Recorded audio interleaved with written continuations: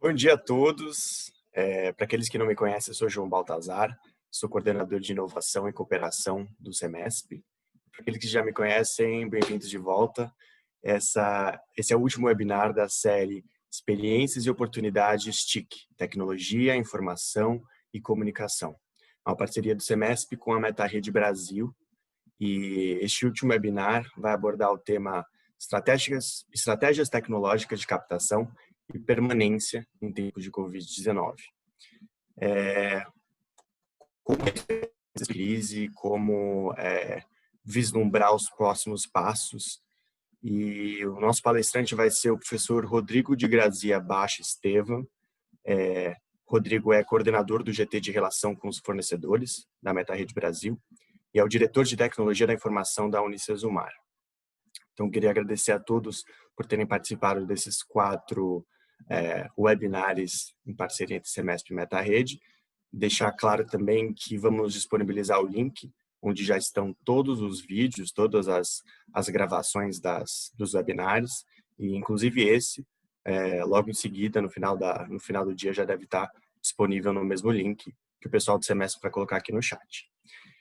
Gostaria, então, de chamar o Rodrigo. Rodrigo, bom dia. Estou animado para mais um webinar com você. Passo a bola para você. Depois, então, só deixando claro, mandem as suas perguntas aqui no chat, a gente responde no final, vai ter um bate-bola, uma moderação.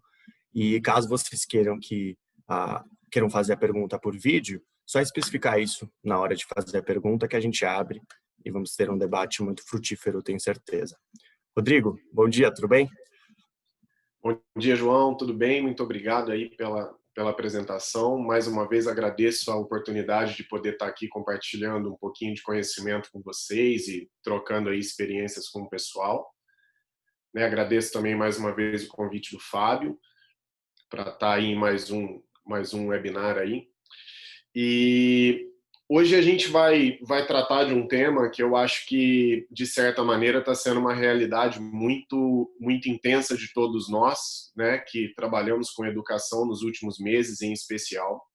Eu acho que a questão da permanência se tornou muito crítica, em toda essa questão do vírus, a questão do Covid, e a captação, em especial, também passou a ser aí uma estratégia muito interessante, porque nesse momento de pandemia, isolamento, a gente tem uma incerteza muito grande de futuro, e quando a gente fala de captação, nós temos um receio muitíssimo grande de como vai ser a captação agora, de meio de ano, como é que a gente retoma o início do ano que vem, Então, nós temos aí várias interrogações que, de certa maneira, João, podem ter tecnologia inserida nas respostas, Então, essa é a ideia da live de hoje, e esse é o objetivo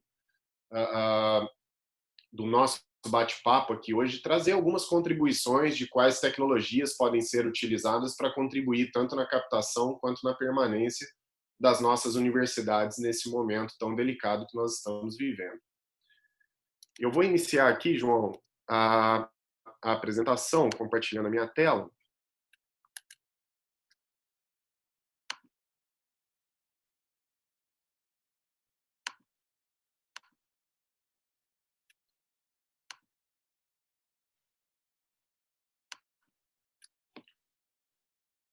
Tá ok a visualização aí, João, da tela?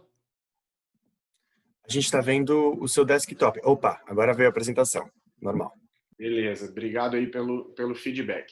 Então, hoje a ideia é nós, inclusive continuando, dando continuidade à última live que eu tive a oportunidade de participar sobre transformação digital, falar um pouquinho mais de inserção de tecnologias no viés de captação e permanência nesse momento que a gente está vivendo.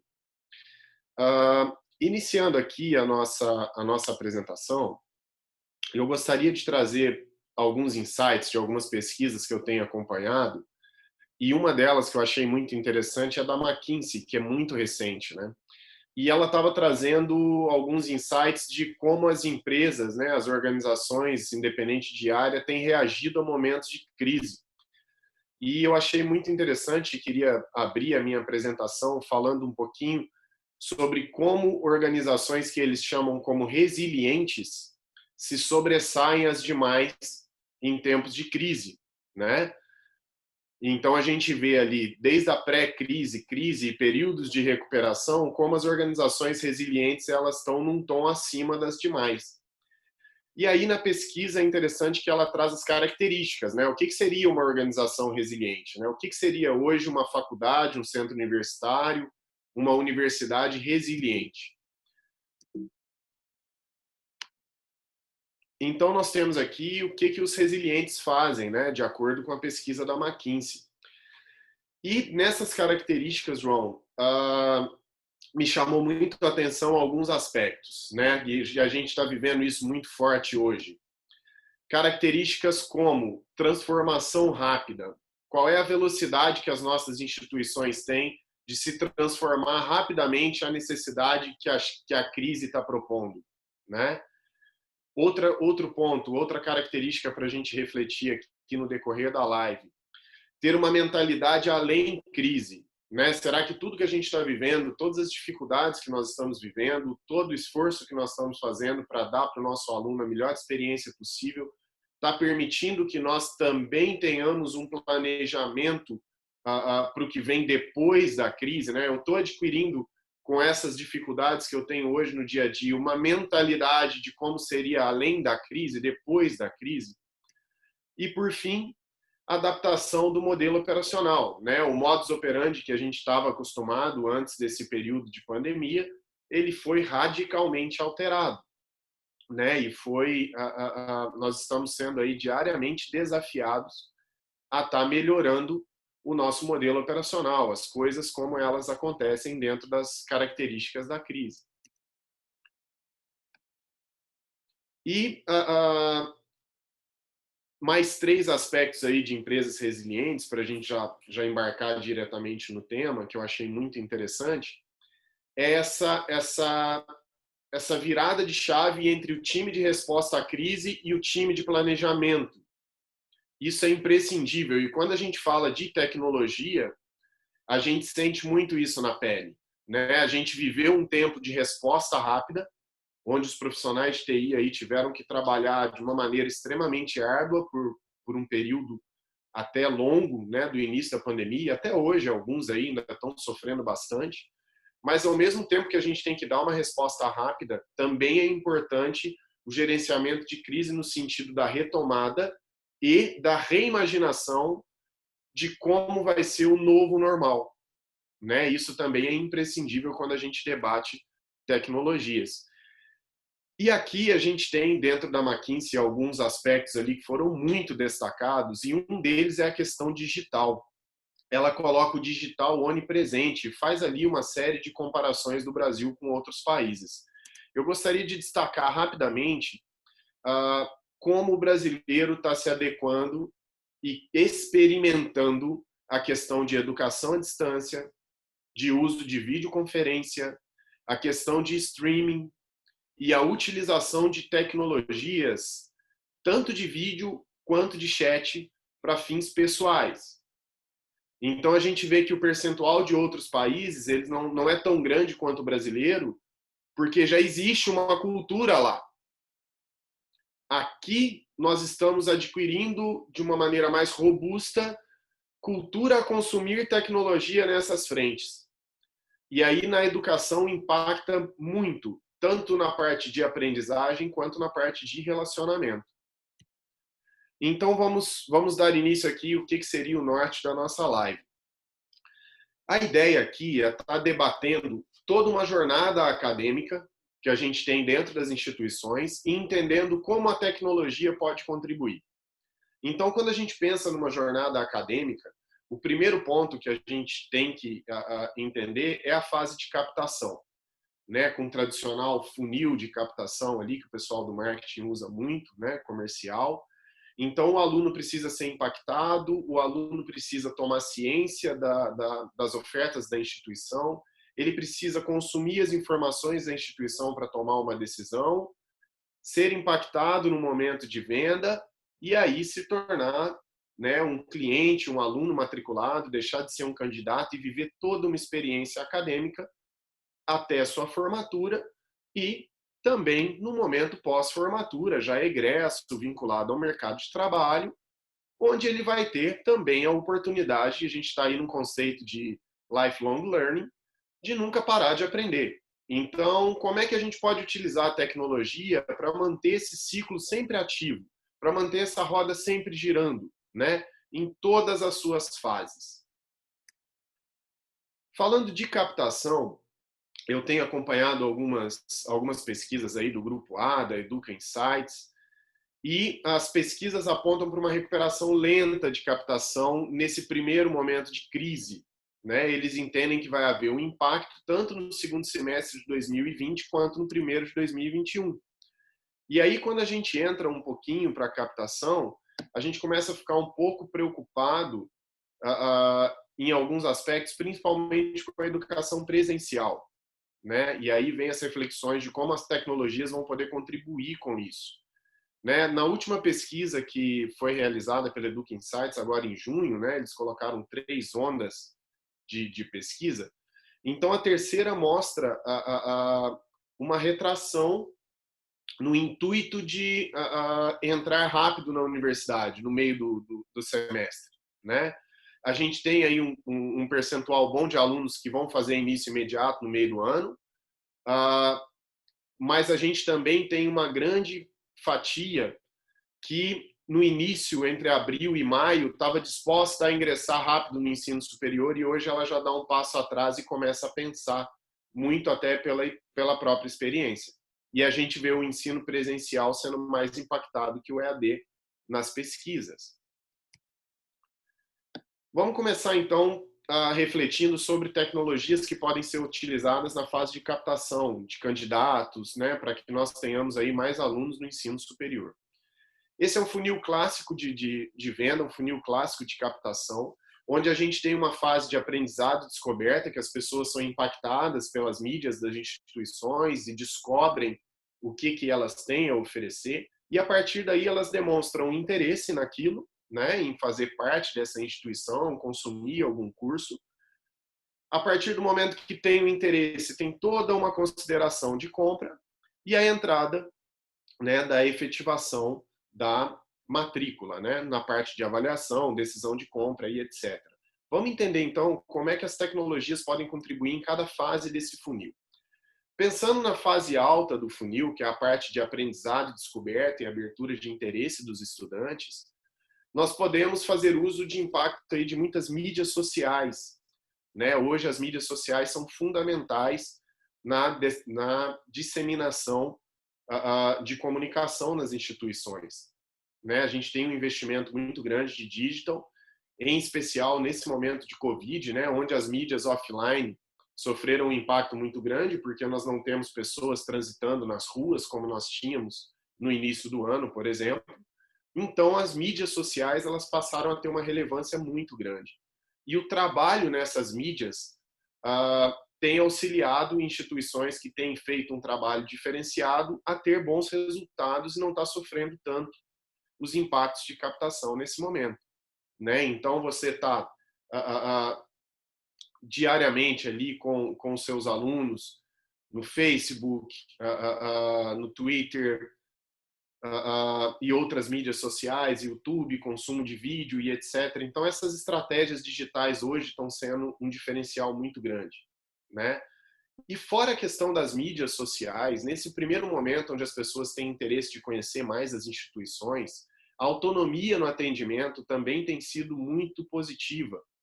E aí, quando a gente fala de autonomia no atendimento, a gente está falando de pessoas que buscam informações e elas podem se deparar com tecnologias que vão poder estar respondendo dúvidas, direcionando situações, inclusive comerciais, para esses candidatos que nós temos. Então, aí a gente fala de uma maneira mais aberta da inserção de chatbots, né? Os chatbots hoje, nós temos aí N instituições de ensino buscando implementação de chatbot, né? Para que não tenha necessidade de tantas pessoas, tantos humanos no processo de atendimento, de tirar dúvidas dos candidatos. Além do chatbot, a gente também está vendo a experimentação de voice bots, né, com atendimento de voz diretamente dos alunos, feito por inteligência artificial. Né, o chatbot também, alguns chatbots com inteligência artificial, outros com árvore de decisão programada, sem inteligência artificial, mas os dois podendo trazer aí resultados bem positivos, né, para as instituições. E quando a gente fala de mídia off, a gente está falando de outdoor e uma série de outras situações que podem ser utilizadas, nem toda a mídia off ela está desconectada do momento.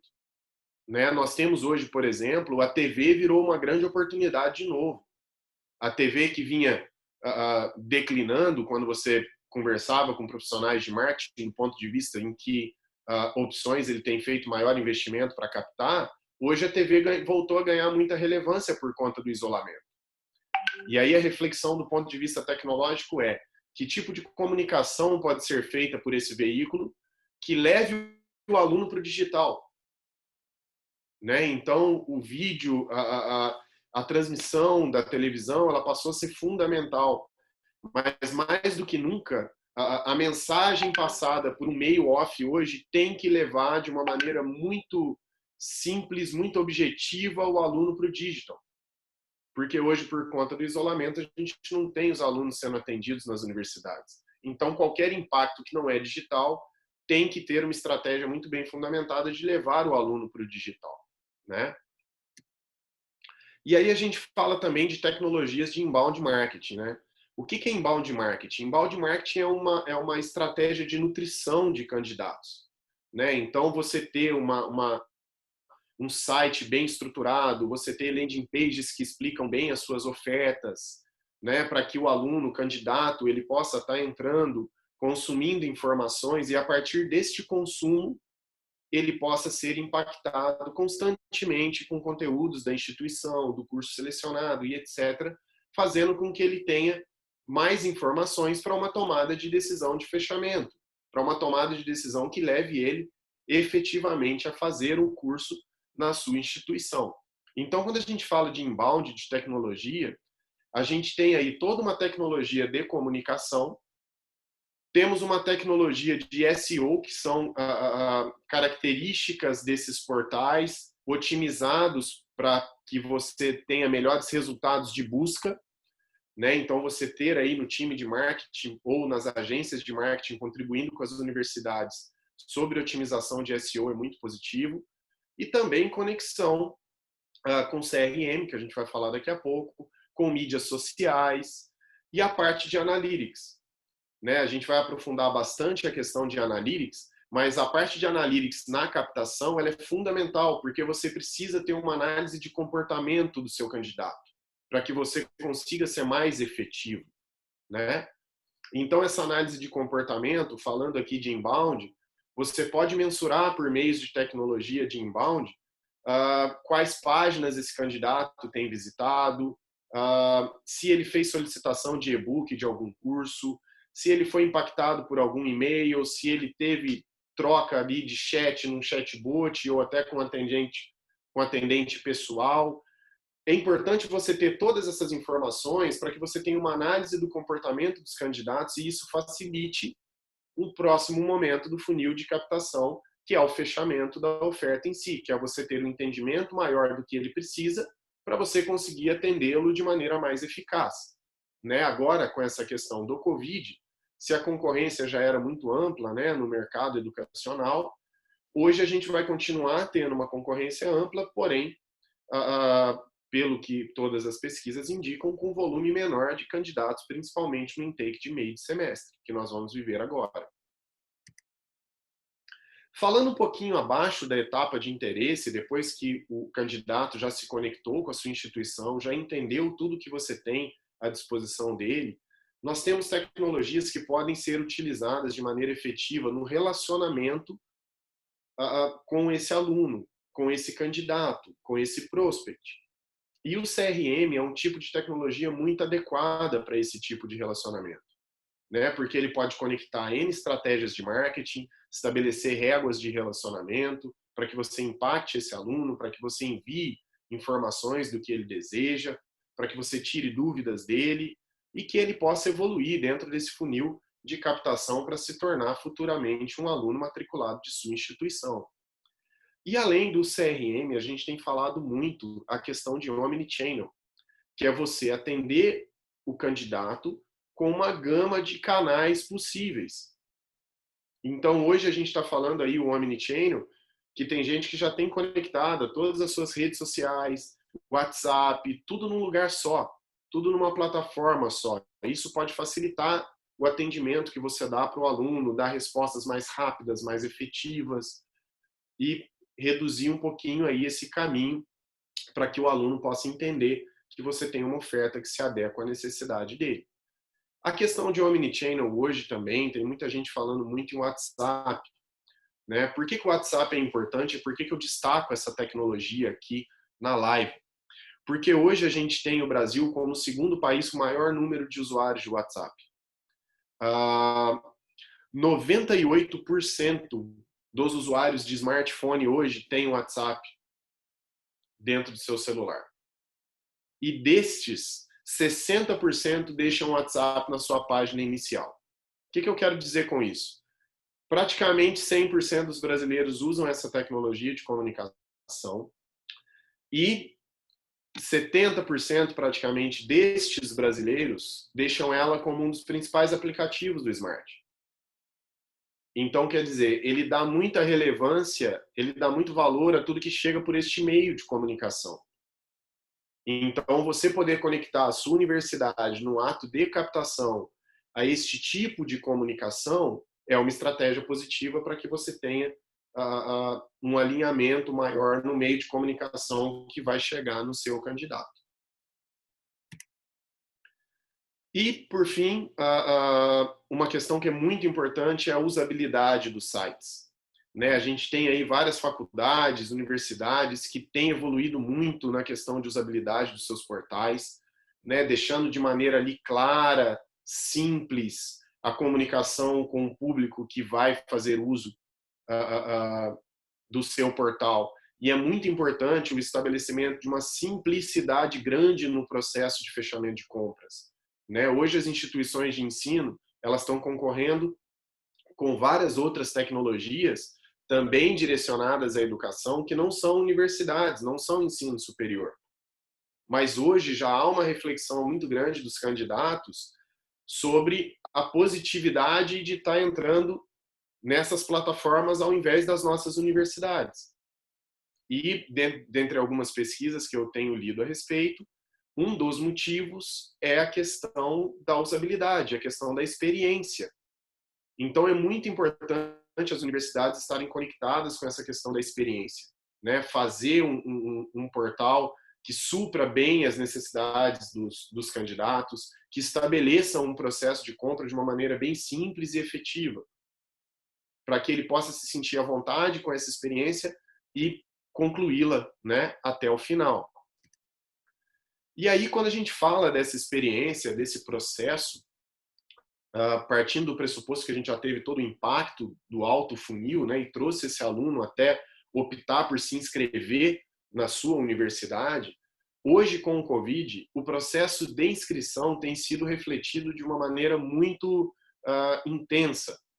Né? As pessoas estão revisitando muito o processo de inscrição para que ele seja mais automatizado, para que ele seja mais simples. Né? Entrega de documentação hoje, muitas universidades buscando certificação digital para que o aluno possa concluir todo o processo sem ter a necessidade de ir à instituição. E aí aqui já fica uma reflexão de futuro. Será que este tipo de movimento é um movimento que vai ficar de resposta à crise? Ou será que esse movimento é um movimento de possibilidade de reimaginação de processos? Será que esse movimento é um movimento que vem para ficar? Né? A gente tem a questão da digitalização dos documentos e também da prova online dos processos seletivos. Quantas das nossas instituições não tiveram que se adequar às pressas a colocar uma prova 100% online, né, para os candidatos poderem realizar e entrarem na instituição com a sua matrícula? E aí, terminando aí um pouquinho essas reflexões sobre tecnologias que podem ser utilizadas na captação, a gente entra agora também na questão da reflexão da permanência dos estudantes. Né? Eu acho que a captação vai ficar mais latente agora, pelo período, mas nós vivemos momentos aí de muita incerteza, muita insegurança com relação à permanência dos nossos estudantes nos últimos meses. Né? Então, aqui a gente tem uma das pesquisas aí do Grupo A, que cita inclusive a Semesp, né, que a inadimplência de abril chegou a 26%, né, uma alta de 72% na comparação do ano anterior. Então, tá bem delicada a questão de permanência. Né? 1 a 4 alunos hoje não está conseguindo ficar em dia com as suas matrículas.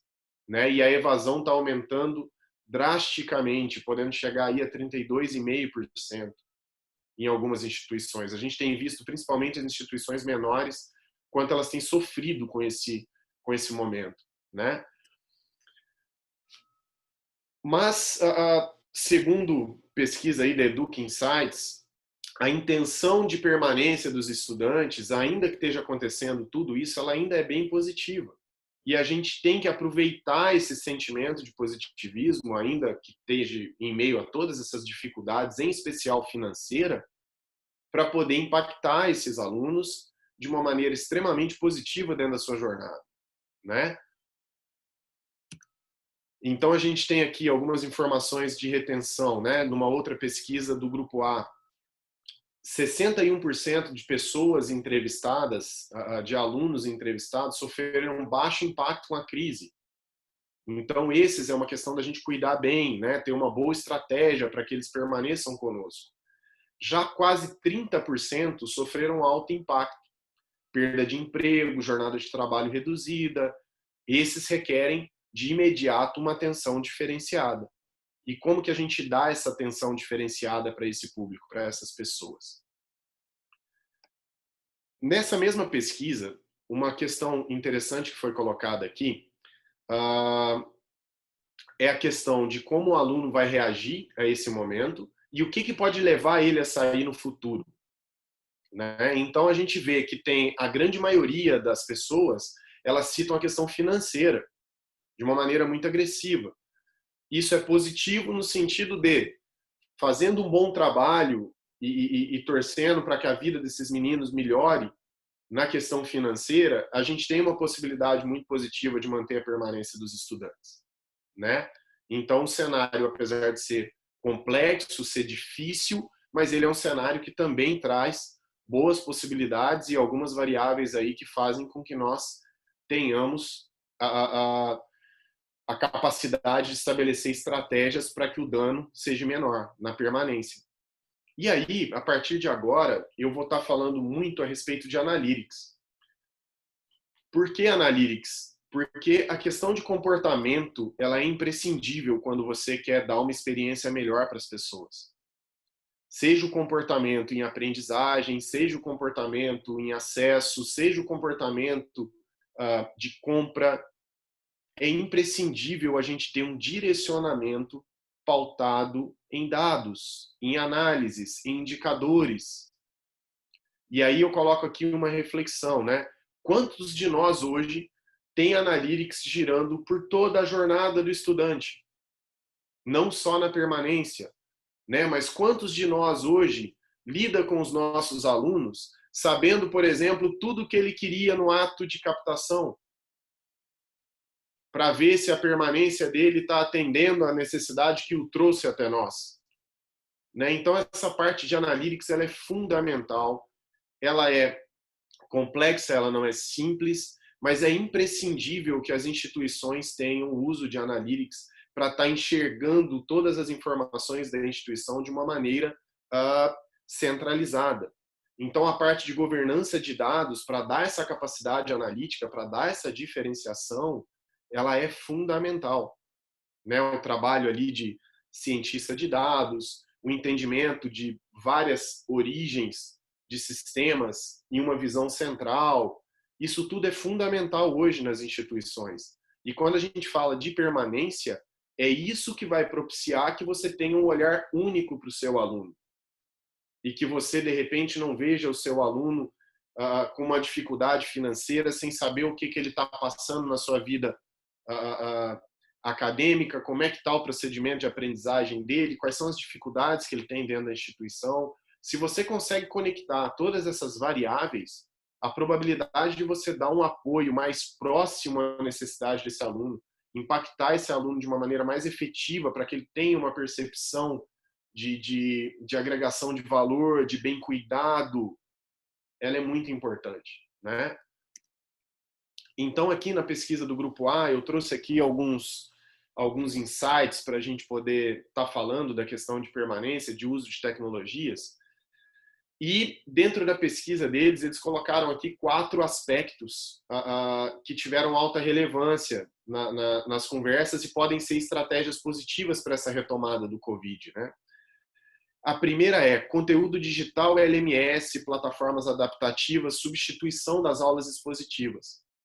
O que nós tivemos nesse momento de Covid? A gente teve uma inserção de tecnologia, principalmente no presencial, naquelas instituições que não tinham o hábito de já utilizar o digital como estratégia de aprendizagem.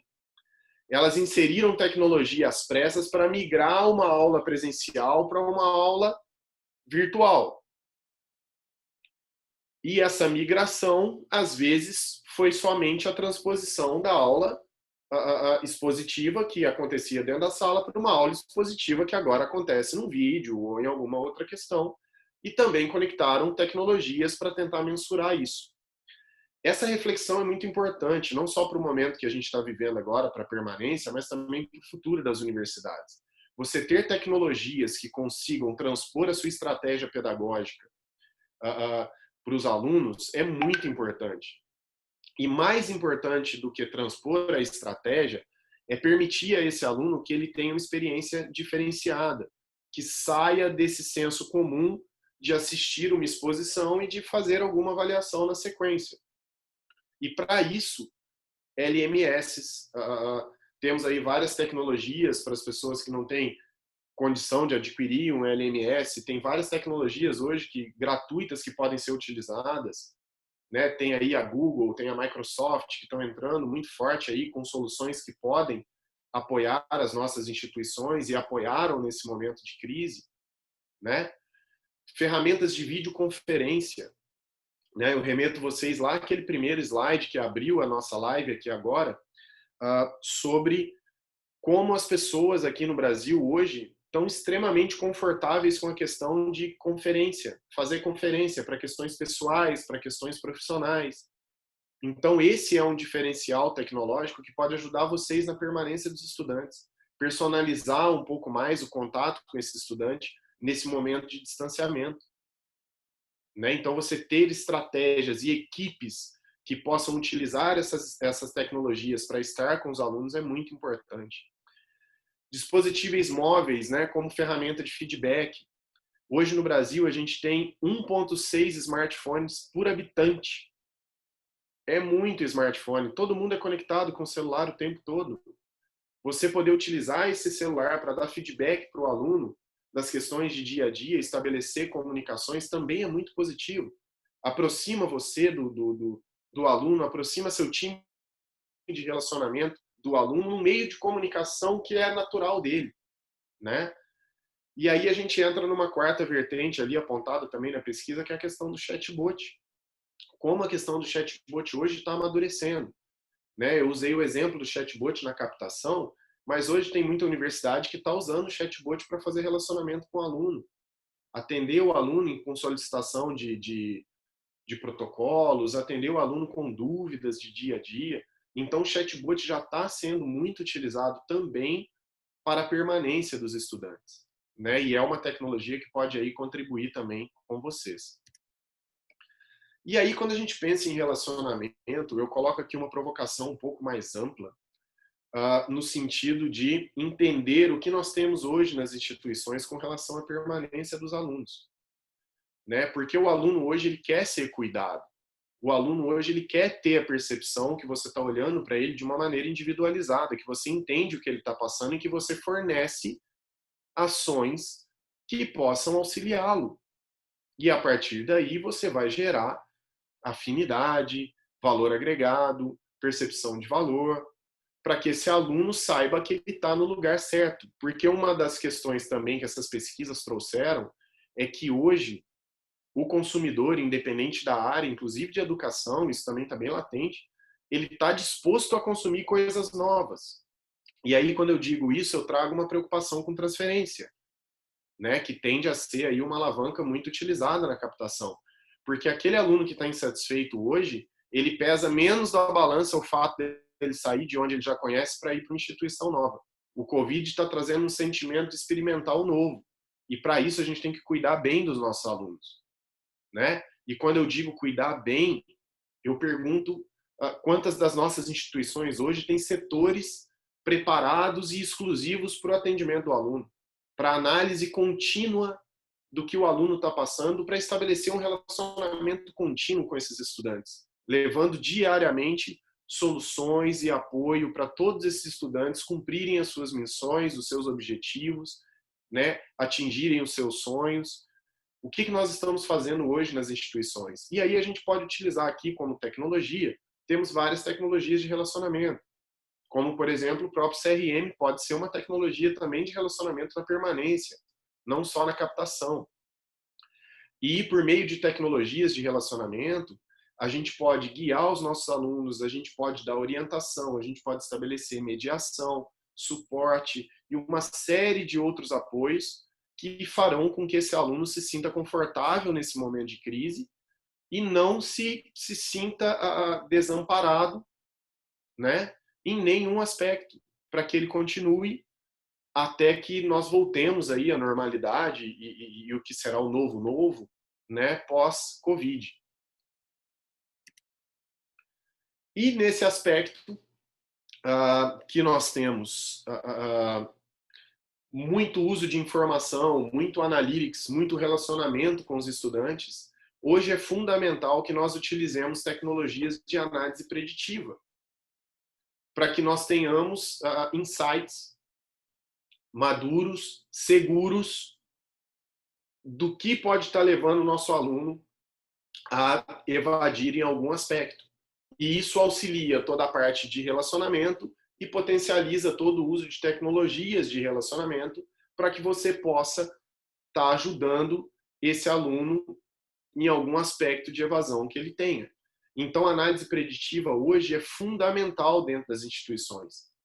Eu diria não só para o ato de evadir, né? Porque quando a gente usa análise preditiva, a gente usa para algum fim. Então, nós podemos sim ter análise preditiva para o ato de evasão do aluno, para eu trabalhar mais com aqueles alunos que estão mais propensos a evadir, mas eu também posso fazer uma análise preditiva para estar entendendo o comportamento do aluno acadêmico, para estar entendendo o comportamento de pagamento do aluno. Eu hoje tenho a possibilidade de usar análise preditiva em várias frentes, que vão me permitir antecipar cenários para que o aluno sequer chegue ao ponto de estar propenso a evadir. Então, hoje, a análise preditiva pode ser muito estratégica para as nossas instituições. E para a análise preditiva, é fundamental todo o aspecto de governança de dados que eu citei quando a gente começou a falar de analytics, né? Porque a análise preditiva, o relacionamento com os estudantes, tudo isso parte de informação. E é importante você ter uma informação bem estruturada para que você tenha um relacionamento efetivo, para que você não use essa proximidade com o aluno para questões que de repente não sejam tão relevantes a ele. E aí a qualidade da informação, o fato de você ter as informações centralizadas passa a ser fundamental, porque a falta de qualidade dessas informações pode fazer com que você tenha a sua análise preditiva de uma maneira ineficaz, pode fazer com que você ceda relacionamento com os estudantes. E aí na questão do relacionamento, fica aqui também um insight, que é a questão de volume. Né? Hoje a gente vê instituições trabalhando um volume altíssimo de impacto de comunicação dos alunos. Né? E você estando bem amparado com tecnologia e inteligência, você vai perceber que você pode ser mais cirúrgico nas comunicações. Né? A gente pega aí algumas instituições que impactam o aluno o tempo todo com um monte de comunicação. Daqui a pouco o aluno perde a percepção de relevância. em ser comunicado pela instituição. E aí isso pode ferir o nosso acompanhamento de permanência. Bom, aqui alguns insights de ações de tecnologia que a gente possa estar utilizando, né, para ajudar o aluno no planejamento e atingir o seu sonho, atingir os seus objetivos. Hoje a gente tem cada vez mais uma necessidade muito grande de estar estabelecendo o nivelamento dos nossos estudantes, né? A gente tem dentro do Brasil uma disparidade muito grande do nível dos estudantes que chegam para fazer os cursos conosco. Então a questão de nivelamento ela é fundamental, e você ter um LMS bem preparado para que ele tenha opções de estudo, inclusive em paralelo com as próprias disciplinas, para ele poder estar se nivelando em alguns aspectos, é fundamental, né? A questão da mentoria, você ter tecnologias de comunicação com esse estudante, né? Seja ela qual for, se você puder ter uma tecnologia de comunicação que se conecte à comunicação que o aluno mais usa, excelente. Mas caso você não tenha, isso não quer dizer que você também não possa estabelecer um processo de mentoria de uma outra maneira e trazer o aluno para um meio de comunicação que talvez ele não use tanto. Mas ele pode ser que ele vá para esse meio de comunicação caso ele precise de alguma coisa. Mas o importante é que vocês tenham tecnologias para estabelecer esse processo de maneira digital, em tempo hábil. Proposição de soluções. Mais do que atender o aluno, a gente precisa dar soluções para ele, né? Precisa resolver os problemas dele em tempo hábil, né? Então, a gente ter hoje a parte digitalizada de todos os processos, você poder atender protocolos de uma maneira 100% digital, você poder conversar com esse aluno, entender o que ele está passando no processo de aprendizagem e dar diretrizes para que ele evolua. Se você conseguir isso 100% digital, você vai ganhar celeridade de comunicação, né? E isso pode ser feito com toda tranquilidade, com tecnologias como CRM, por exemplo, LMS. Você pode ter uma conexão de boas estratégias nesse sentido. A parte de mensuração de competências, né? Hoje, quando você olha para o mercado de trabalho, você vê o mercado de trabalho buscando por habilidades e competências. Hoje você já vê o mercado de trabalho questionando a questão das universidades, a questão das formações. Então é importante a gente ter tecnologia, principalmente analítica, para estar buscando estratégias de mensurar as competências que o aluno vem adquirindo e conectar essas competências com o mercado, né? Então, quando a gente tem toda a jornada, enquanto o meu aluno está dentro da minha jornada, se eu conseguir fazer a mensuração das competências e habilidades que ele está adquirindo ao longo do curso, e eu tiver boas tecnologias de conexão com o mercado, eu consigo estabelecer com esse aluno um match, uma proximidade maior do que eu tenho no mercado à disposição dele, do que ele pode encontrar. Com isso, eu facilito a empregabilidade desse aluno, talvez possa ser um diferencial competitivo muito forte desse momento que a gente está vivendo, e eu trago para ele todo um âmbito, não só empregatício, mas também de como as coisas acontecem em cada opção profissional que ele vier a optar no futuro, né? Posso dar orientação profissional para esses estudantes baseado nessa mensuração, e eu também posso criar, né, naquela linha de Long Life Learning, uma série de novas oportunidades. Então, esse meu estudante que eu tenho a mensuração de competências dele, eu posso estar oferecendo para ele um curso livre, eu posso estar oferecendo, depois que ele graduou, uma pós que conecte com a necessidade dele. O aluno que saiu de uma pós, eu posso estar oferecendo uma graduação nova de alguma tendência de mercado que possa estar acontecendo. Então, todas essas estratégias que nós podemos utilizar para dar aí um valor agregado maior aos nossos alunos, para estar auxiliando os nossos alunos a atingir o seu objetivo maior, né, que em grande parte das vezes é buscar um emprego. Para tudo isso eu preciso ter muita tecnologia embarcada e, acima de tudo, muita capacidade analítica. E com tecnologia e uma análise bem feita, bem fundamentada, eu consigo ajudar e muito o meu aluno em todo o seu processo de permanência. Ok? Por fim, só aqui compartilhar com vocês as considerações finais da McKinsey na pesquisa dela.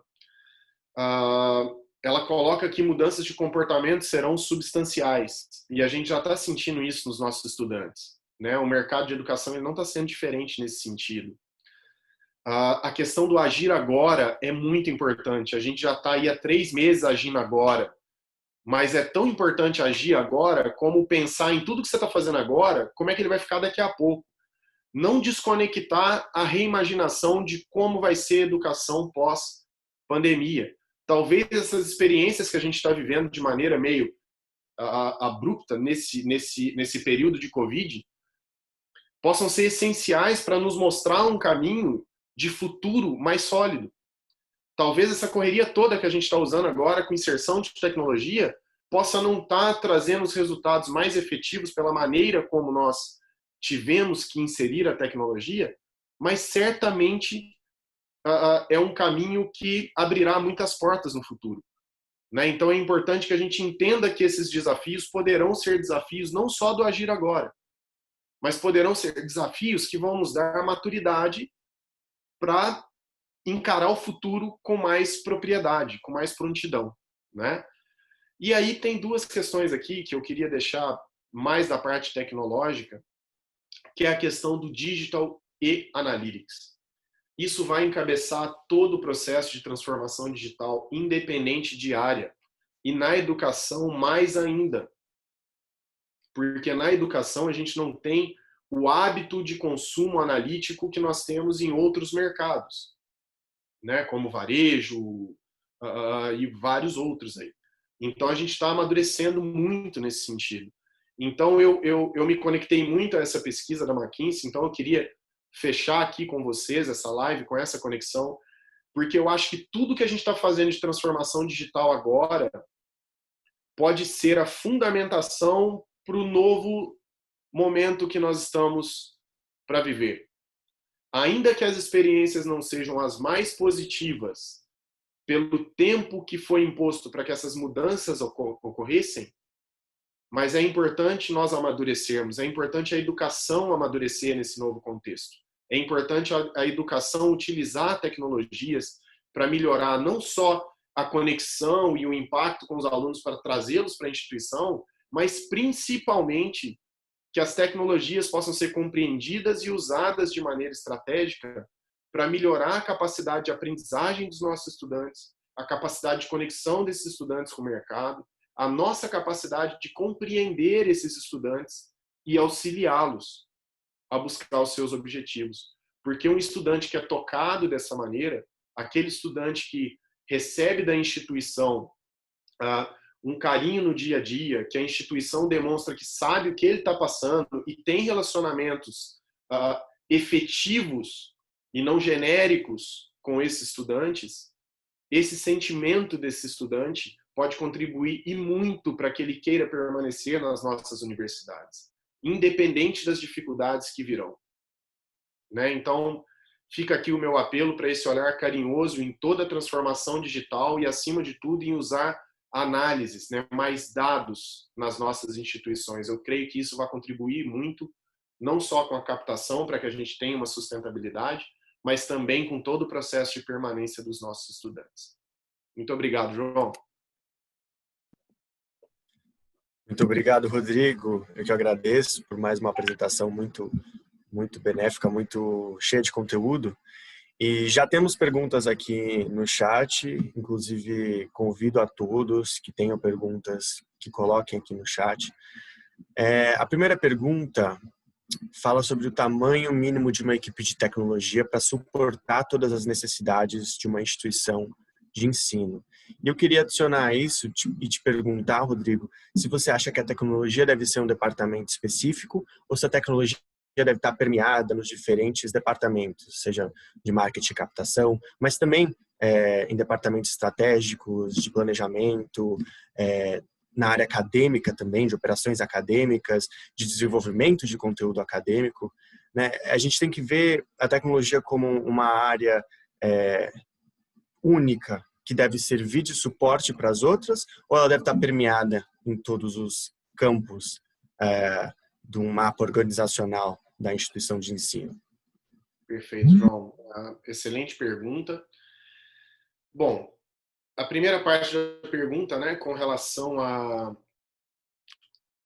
ao tamanho de equipe. Eu acho que o tamanho de equipe é muito complicado para mim emitir qualquer opinião com relação ao tamanho de equipe, porque eu acho que tamanho depende da estrutura da instituição, depende da maturidade que existe tecnologia lá dentro, da quantidade de alunos, do que se pretende com tecnologia dentro da instituição.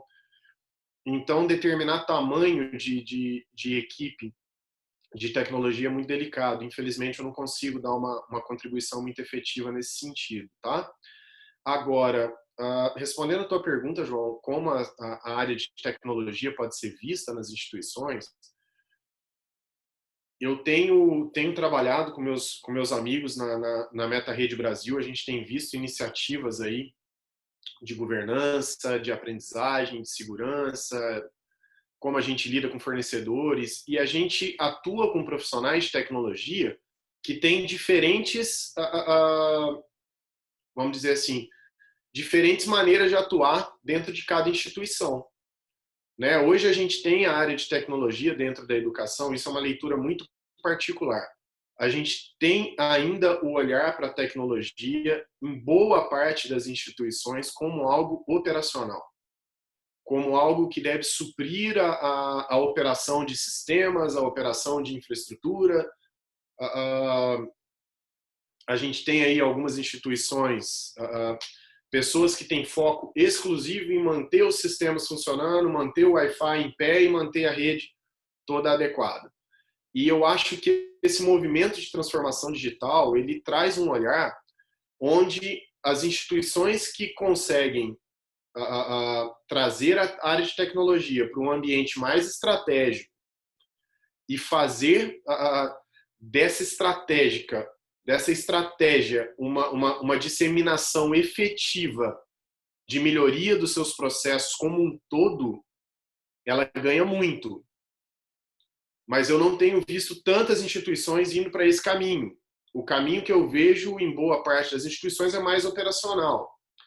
E aí, João, respondendo a tua pergunta com relação a ter as pessoas centralizadas na área de TI ou disseminadas em outras áreas. Hoje, o uso de tecnologia, ele deixou de ser exclusividade de profissional de tecnologia. Hoje a gente tem profissionais de várias áreas fazendo um trabalho excepcional de analytics. Hoje nós temos grupos de educação que fazem um trabalho muito positivo com design de disciplinas, elaboração de conteúdos e etc. Eu defendo muito que a tecnologia dentro das instituições, ela deva ser disseminada dentro dos setores, mas que você tenha na sua área de tecnologia, caso ela seja estratégia para a sua instituição, não a centralização de tudo, mas é importante que ela tenha um olhar de tudo que acontece em termos de tecnologia na instituição. Eu não acho saudável você ter uma área de tecnologia e outras áreas fazendo, por exemplo, aquisição de N tipo de tecnologia, com N implantações acontecendo em paralelo, porque no momento que qualquer uma dessas frentes derem errado, alguém vai ligar na área de TI e falar, cara, estou com um problema aqui, eu preciso que você me ajude. Então, eu acho que essa sinergia ela pode ser muito positiva.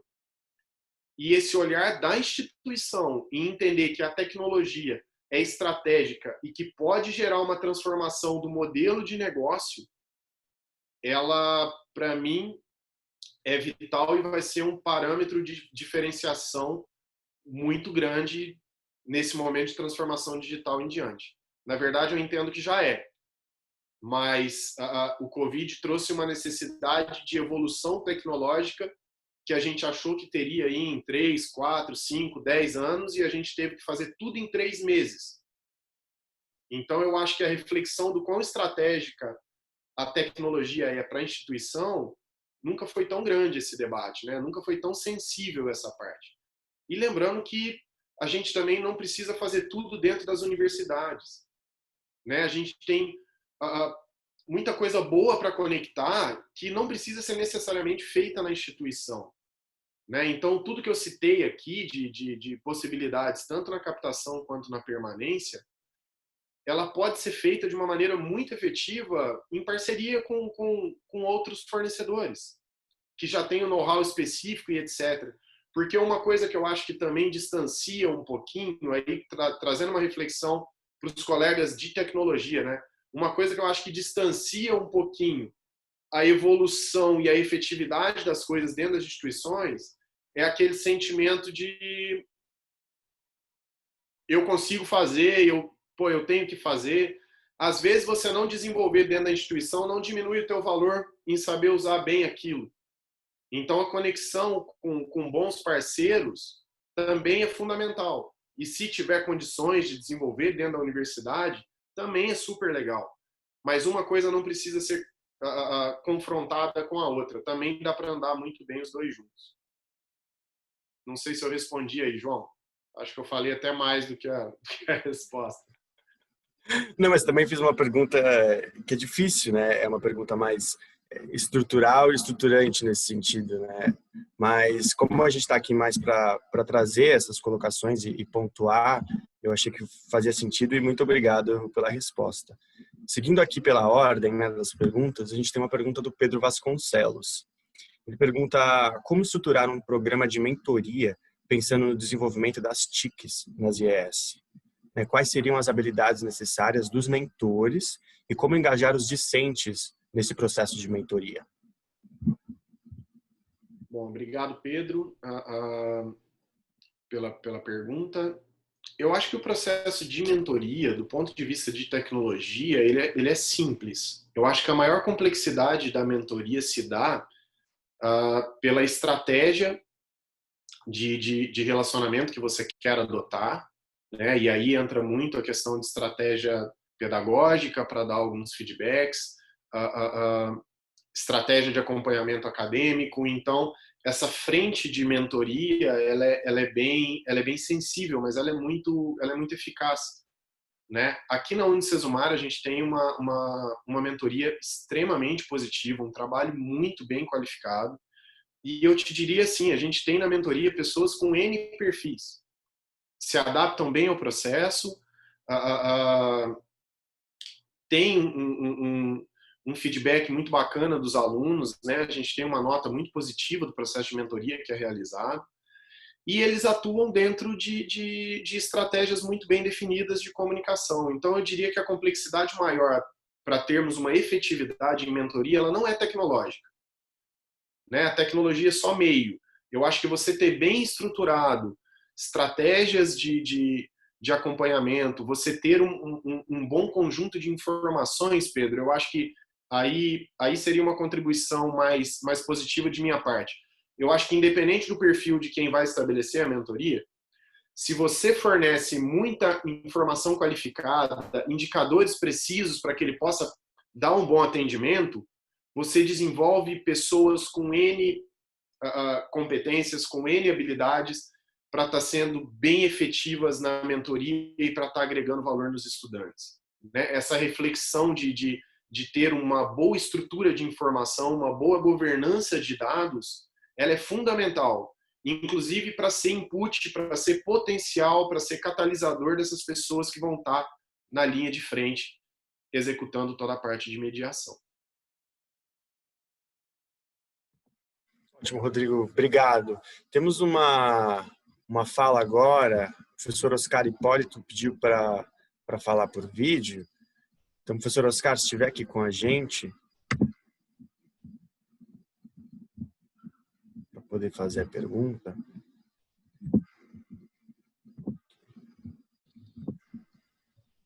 Ok, estamos Bom dia, ouvindo professor bem. Oscar, tudo bem? Tudo bom? Sim, estamos. Bom, primeiro, Rodrigo, parabéns pela palestra. Foi sensacional. Eu acho que você foi muito feliz em trazer os dados da McKinsey, né? E depois complementar com todo esse trabalho e com todo esse insight, né, da área tecnológica. Eu queria fazer alguns comentários só, né? Eu tenho alguns anos de experiência acadêmica, né? De trabalho na academia, na gestão acadêmica, inclusive. Tenho trabalhado nos últimos 10 anos com o problema da evasão, o problema da retenção. E eu queria fazer alguns comentários com relação ao uso de tecnologia. Eu acho que sim, a tecnologia veio para ficar. Eu acho que essa pandemia escancarou a necessidade de tecnologia educacional, e quem estava um pouco na frente saiu bem, quem não estava está padecendo muito, mas acho que vai aprender, né, que tem que entrar nesse. Mas eu não vejo a tecnologia assim como um departamento de uma instituição, como antigamente era. A tecnologia ela tem que permear as áreas da instituição, todas, né? E quando alguém perguntou, olha, quanto de tecnologia eu preciso para fazer, para usar data science, para usar inteligência de dados, para usar o analytics, eu até respondi aqui para o Ricardo, ele falou, nada, você não precisa de nada, você não precisa de nenhuma tecnologia. E a gente precisa só dos dados, nós precisamos de pessoas que saibam analisar os dados. Nós precisamos dos data scientists. Perfeito. Né? E quando eu estava na Laureate, como vice-presidente acadêmico da Laureate, e eu precisava incrementar isso, foi em 2014, faz 6 anos já, mudar o patamar dos indicadores acadêmicos, eu fui buscar uma empresa de data science. Alguém que fazia análise de dados e que sabia me trazer os relatórios para que eu permeasse o relatório na área acadêmica. E aí são outras dificuldades que vão aparecer. Né? Então, eu fui buscar uma empresa que se chama Numberstock, que é Business Analytics, que trabalha com isso e que é fantástica. Né? E qual a dificuldade dentro da instituição? É você capacitar as pessoas para entender os relatórios que os dados aparecem, porque a quantidade de relatório, a quantidade de dados que cada instituição tem, e a hora que você começa a cruzar os dados, então mais relatórios ainda vão aparecer. Você mencionou muito bem o modelo preditivo, né, de evasão ou de retenção, pode trabalhar do jeito que se quiser. Quer dizer, a Numberstock trabalha com modelo preditivo e já tem aplicado em mais de quase 200 mil alunos nessa pandemia. E trabalha com dados dos alunos que são dados comportamentais. E você faz uma correlação entre dados comportamentais do aluno e os dados acadêmicos, escolares, da vida dele. A hora que você faz esse cruzamento de dados, a quantidade de informação que você tira é impressionante, porque você jamais imaginava que aquilo lá poderia aparecer. Então, eu só quero fazer esse depoimento, né, para dizer que, olha, a sua palestra está na linha absolutamente certa. Eu acho que a instituição que não trabalhar com os dados, que não tiver na sua governança os dados e não tiver gente que entenda um pouco de análise de dados, e você bem disse, a instituição não precisa desenvolver isso dentro dela. Ela pode fazer parceria com quem só faz isso, né? E usar os resultados para aquilo que é a atividade fim dela. Porque a atividade fim de uma instituição não é tecnologia, não são essas coisas. A atividade fim da instituição é acadêmica. Né? É o aluno aprender lá na ponta. Né? Se o aluno não aprendeu lá na ponta, tudo que você gastou não serve para nada. Né? Entendeu? Então, eu acho que esse é o ponto, né, que a gente deve focar. E aquela parte de atendimento digital que você falou, né, do Omnichannel, aquilo é fantástico. Né? A hora que você traz aquilo implantado dentro da instituição, você tem um ganho violento de informações. Enfim, eu só queria fazer esses comentários para corroborar toda a sua muito boa palestra. Parabéns. Muito obrigado, professor Oscar, pela contribuição. Eu acho sua fala muito pertinente, muito rica dentro do que nós realmente estamos passando, né? Quando eu tive a oportunidade de estudar... Não fui eu depois. Assim. Desculpa. Estou voltando aqui. Quando eu tive a oportunidade de estudar, professor Oscar, a parte de governança de TI e corporativo no mestrado, eu lembro que 2 coisas me chamaram muita atenção. Primeira questão um termo usado com tecnologia, né, que depois de lá eu sempre usei, que tecnologia é pervasiva, né? Ela está em tudo. Então, não há necessidade alguma de centralização, muito pelo contrário, ela tem que ser disseminada e enraizada aos poucos em todos os locais, né? E agora, com a transformação digital, a gente está trazendo essa proposta de TI como centro, mas não como fim, como o senhor muito bem colocou, né? Porque a finalidade é a educação. E aí a gente se depara com desafios novos, né? E o que seriam esses desafios novos? A questão de adoção, ela é muito delicada, né, professor Oscar? Não é fácil, independente de ser interno ou externo, né, com fornecedor, mas não é fácil a gente ter uma adoção efetiva de tecnologia. E eu não digo isso nem pela questão de quem vai fornecer a tecnologia, mas sim pela questão de você ter a capacidade de chegar ao nível de comunicação e compreensão de quem fornece, ao nível de comunicação e compreensão de quem recebe isso, né? E às vezes essa humildade... Exatamente isso, Rodrigo. Essa é a dificuldade, entende? Essa é a dificuldade, porque toda essa tecnologia que tá no mercado, ela não é plug and play, né? Muitas vezes as pessoas oferecem uma plataforma. Eu falei, o que eu faço com a plataforma? Entendeu? Não faço nada, a plataforma não me dá. Não diz, olha, anda por aqui ou anda por ali. Eu tenho que capacitar as pessoas. Então, Perfeito. tem áreas na instituição que aprendem rápido. Eu vou dizer assim, sem nenhum demérito para as outras. Mas, por exemplo, a área de exatas, o pessoal da área de exatas aprende rapidinho. Sabe trabalhar com números, tem lógica, né? A outra área de humanas, por exemplo, você tem que gastar muito tempo e treinando aquelas pessoas para eles entenderem, saber ler um gráfico, inclusive, né? Então tem um trabalho, eu só assim para fechar, quando eu trouxe essa empresa para dentro da Laureate e começamos a trabalhar, a gente fazia reuniões semanais e era online, exatamente do jeito que está aqui, online, porque eram 12 instituições espalhadas no Brasil, eram online, semanalmente, 3 a 4 horas por semana de atividade. Então, não é assim que você, né, traz e aí já resolve o problema. Não resolve, né? É assim Exatamente. mesmo. Muito obrigado, professor Oscar, professor Rodrigo. Eu vou passar aqui para a próxima pergunta, porque a gente está um pouco curto de tempo. A próxima pergunta vem aqui da professora Celeste Aparecida Dias. Então, ela pergunta para o Rodrigo como esses novos modos de atendimento aos alunos afetam os modos de atuação dos professores, no que diz respeito à organização de carga horária dos mesmos. Então, esse envolvimento maior, como é que funciona na parte de carga horária discente? Eu acho que a questão da carga horária ela vai variar, João, muito de acordo com a estratégia que a instituição estiver utilizando, né? Eu acho que a questão da mediação ela pode se dar de N maneiras, né? É muito complicado para mim dar uma resposta padrão nesse sentido por não saber qual estrutura de mediação a universidade gostaria de adotar, né? A gente vê hoje pessoas que estabelecem mediação com tutores. A gente tem hoje instituições que têm uma área de relacionamento com o aluno, então não precisa ter o envolvimento direto de docente para se preocupar com carga horária. Então, eu acho que vai variar muito da estratégia utilizada. A estratégia vai definir todas essas preocupações e variáveis que precisam ser conduzidas. Ótimo, Rodrigo.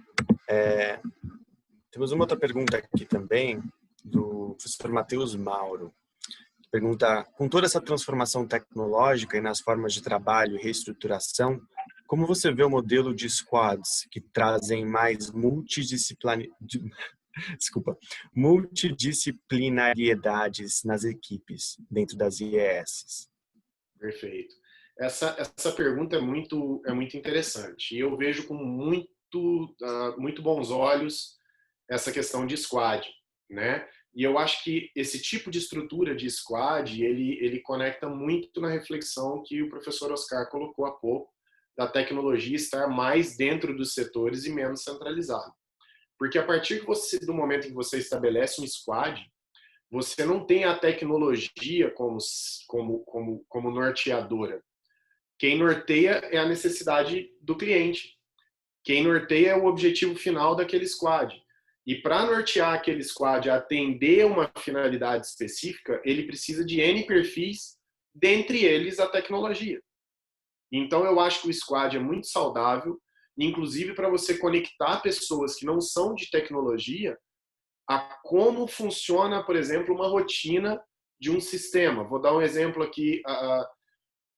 Vamos montar um squad do LMS da instituição, onde eu tenho todo o meu processo de aprendizagem.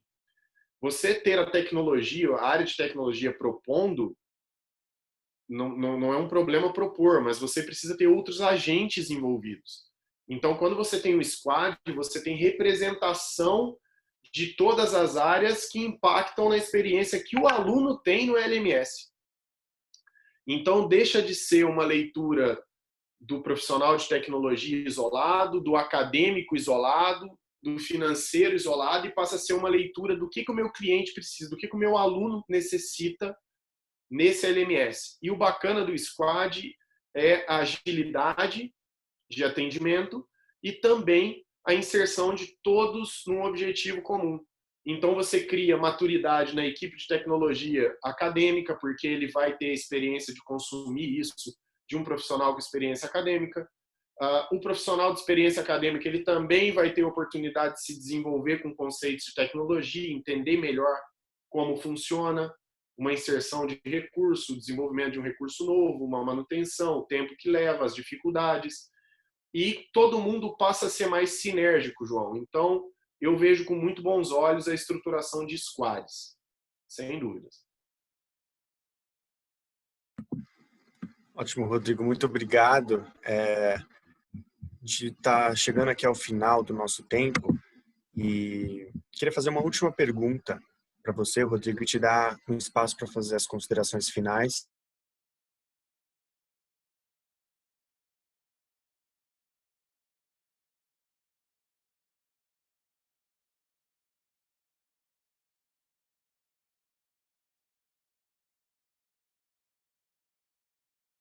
Para que elas consigam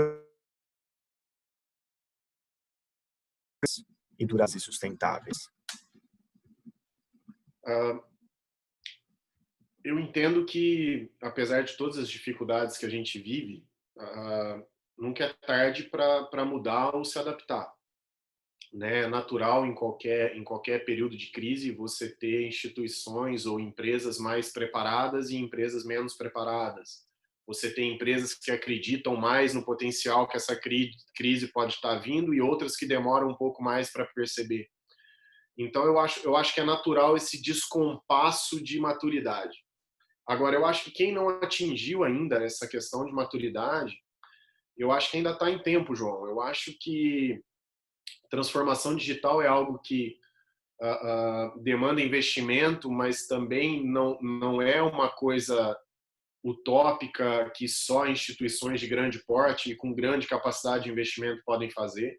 A gente tem instituições aí realizando um trabalho extremamente positivo com um investimento que não é tão grande, e é possível fazer isso. E eu acho que o mais importante para essas instituições que precisam se adequar agora, eu vejo mais uma conexão mental. Eu acho que ainda é tempo de mudar mindset, mudar a maneira como você pode interpretar as coisas, porque a transformação digital ela acontece principalmente nas pessoas, ela não é um ato tecnológico. E aí eu acho que essas instituições que têm um caminho a trilhar, eu acho que o primeiro passo é entender que elas acreditam nesse caminho e que elas vão buscar possibilidades para chegar em algum local. Eu acho que derrubar essa barreira de entender que a possibilidade é real, que ela existe, pode facilitar muito o caminho nesse sentido. E a gente tem conexão de muita solução boa de mercado, tem bons profissionais de tecnologia que também podem contribuir internamente dentro das instituições. Agora, se eu posso deixar uma contribuição a essas instituições que estão começando agora, começando no bom sentido, né? Começando a se mover nesse sentido de transformação digital, não tenho receio de entender que esse é um caminho que pode mudar vocês para o bem. Porque eu leio e estudo há muitos anos todo esse processo e eu não consigo enxergar de maneira alguma alguém sendo sustentável fora disso. né? Busquem estabelecer reflexões, busquem estudar, busquem entender o que significa. Não é um monstro, não é um bicho de 7 cabeças. Ações simples podem ser aplicadas e gerar efetividade, né? E eu acho que dá tempo ainda, João. Eu estou vendo muita dificuldade no mercado, muita gente com problemas muito sérios, mas eu acho que ainda dá tempo. Ainda dá tempo de mudar o mindset, ainda dá tempo de se reestruturar, dá tempo de buscar uma reformulação que coloque de volta ao trilho. E é importante, depois do mindset, um pouco de paciência nesse sentido, né? Porque a hora que você mudar o mindset, também não é no estralo de dedo que você vai estar bem posicionado. Hoje, as instituições que estão navegando bem é porque já fazem isso há muito. Ninguém que está hoje lidando com essa crise de uma maneira um pouquinho mais tranquila, se dá para dizer tranquila de alguma maneira com relação a essa crise, mas hoje quem conseguiu ter menos dano no seu dia a dia, impactar menos o seu aluno de maneira negativa, de algo brusco, são instituições que já fazem isso há algum tempo. Ninguém ficou assim 1 mês e meio. E eu acho que paciência e o mindset para você entrar no trilho e buscar aos poucos soluções para amadurecer um passo de cada vez é a dica que eu daria. Um passo muito largo nesse caminho de transformação digital, às vezes, é muito danoso. Muito obrigado, Rodrigo, por todas as suas contribuições, não só no outro webinar, como nesse também. E gostaria de agradecer a todos por terem participado. Esse foi o último webinar dessa série, mas vamos ter novas séries em seguida também. E caso você tenha se interessado, achou esse debate muito interessante e quer fazer parte da MetaRede Brasil, por favor, escrevam a nós para redes@semestre.org.br.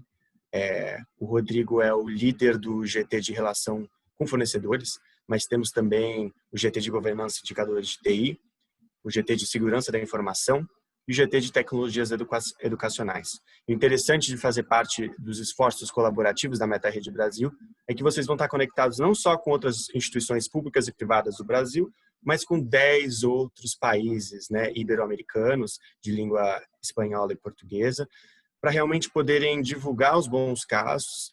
E temos tido muito interesse nos casos do Brasil. O Brasil tem sido muito forte nesse sentido de exposição para os outros países e, ao mesmo tempo, também entender o que está funcionando do outro lado do mundo e tentar adaptar para as nossas realidades.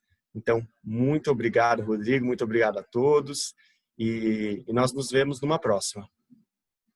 Até mais, João. Muito obrigado. Até mais.